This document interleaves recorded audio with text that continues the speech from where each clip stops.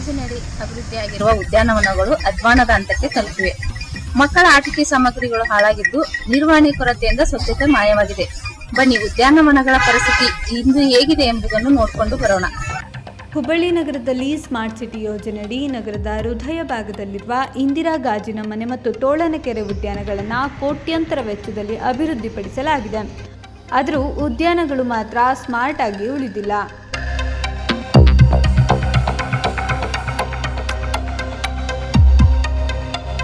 ಇಂದಿರಾ ಗಾಜಿನ ಮನೆ ಹಾಗೂ ಮಹಾತ್ಮ ಗಾಂಧಿ ಸ್ಮಾರಕ ಉದ್ಯಾನ 17.5 ಎಕರೆ ಪ್ರದೇಶ ಹೊಂದಿದ್ದು 21.54 ಕೋಟಿ ವೆಚ್ಚದಲ್ಲಿ ಅಭಿವೃದ್ಧಿಪಡಿಸಲಾಗಿದೆ. ಕೋಟ್ಯಂತರ ರೂಪಾಯಿ ಸುರಿದರೂ ಉದ್ಯಾನ ಕಳೆಗುಂದಿದೆ. ಉದ್ಯಾನಕ್ಕೆ ಕಾಲಿಟ್ಟರೆ ಅವ್ಯವಸ್ಥೆಗಳು ಕಣ್ಣಿಗೆ ರಾಚುತ್ತದೆ.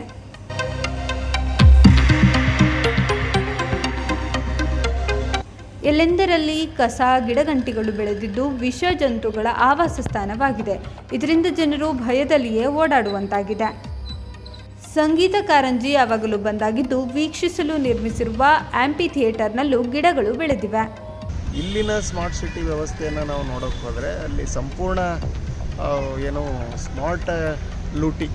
ಸ್ಮಾರ್ಟ್ ಲೂಟಿ ನಡೆದದ ಅಂತ ಹೇಳಕ್ಕೆ ನಾವು ಸ್ಮಾರ್ಟ್ ಸಿಟಿ ಅನ್ನೋಂಥ ಪರ್ಯಾಯ ಹೆಸರೇನೋ ಇಟ್ಕೊಂಡಾರನು ಅನ್ನುವಂಥದ್ದು ಅನಿಸ್ತದೆ. ಇಂದಿರಾ ಗಾಜಿನ ಮನೆ ಆವರಣಕ್ಕೆ ನಾವು ಹೋದ್ವಿ ಅಂತಂದರೆ ಒಳಗಡೆ ಇರುವಂಥ ಅಧ್ವಾನವನ್ನು ಪಟ್ಟಿ ಮಾಡಿ ಹೇಳಕ್ಕೆ ಆಗಲಾರದಷ್ಟು ಅಧ್ವಾನಗಳು ಆ ಸ್ಮಾರ್ಟ್ ಸಿಟಿ ಡೆವಲಪ್ಮೆಂಟಿಂದ ನಡೆದಿದ್ದಾವೆ. ಯಾವುದೇ ಸ್ಮಾರ್ಟ್ ಸಿಟಿಯಿಂದ ನಡೆದಂಥ ನಿರ್ವಹಿಸಿದಂಥ ಅಥವಾ ಅಭಿವೃದ್ಧಿಪಡಿಸಿದಂಥ ಯಾವುದೇ ಕಾಮಗಾರಿಗಳು ಅಧಿಕೃತವಾಗಿ ಇವತ್ತಿನವರೆಗೂ ಮಹಾನಗರ ಪಾಲಿಕೆಗೆ ಹಸ್ತಾಂತರ ಆಗೇ ಇಲ್ಲ.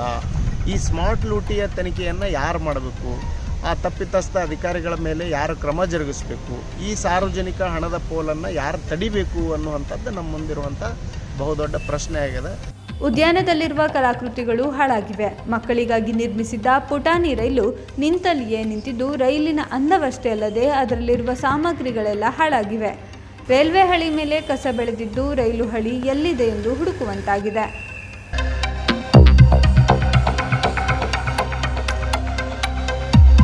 ತೋಳನಕೆರೆ ಉದ್ಯಾನದ ಸ್ಥಿತಿಯೂ ಭಿನ್ನವಾಗಿಲ್ಲ. ಸುಮಾರು 32.64 ಎಕರೆಯಲ್ಲಿರುವ ಈ ಉದ್ಯಾನಕ್ಕೆ 20.51 ಕೋಟಿ ವೆಚ್ಚದಲ್ಲಿ ಅಭಿವೃದ್ಧಿ ಮಾಡಲಾಗಿದೆಯಾದರೂ ನಿರ್ವಹಣೆ ಕೊರತೆ ಎದ್ದು ಕಾಣುತ್ತಿದೆ. ಕ್ಲಾಸಸ್ದಾಗೂ ಏನು ಅಂತ ಹೇಳ್ಕೊಳ್ಳೋಂಥವು ಏನಿಲ್ಲ, ಎಲ್ಲ ಹಾಳಾಗಿದ್ದಾವೆ.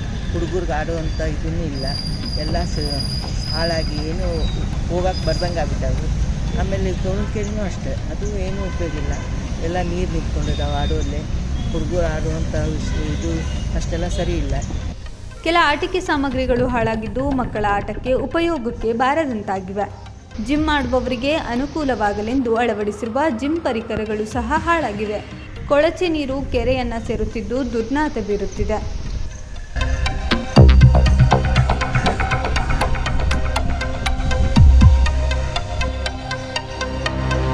ಸಮರ್ಪಕ ಸೌಲಭ್ಯವಿರದ ಕಾರಣ ಉದ್ಯಾನಗಳಿಗೆ ಭೇಟಿ ನೀಡುವವರ ಸಂಖ್ಯೆ ಕುಸಿಯುತ್ತಿದೆ. ಇದಿಷ್ಟೇ ಅಲ್ಲದೆ ನಗರದ ಬಹುತೇಕ ಉದ್ಯಾನಗಳ ಕಥೆ ಇದೇ ಆಗಿದ್ದು ಅಧಿಕಾರಿಗಳು ಈ ಕಡೆ ಗಮನ ಹರಿಸಬೇಕಾಗಿದೆ ಎಂಬುದು ಸಾರ್ವಜನಿಕರ ಆಶಯ.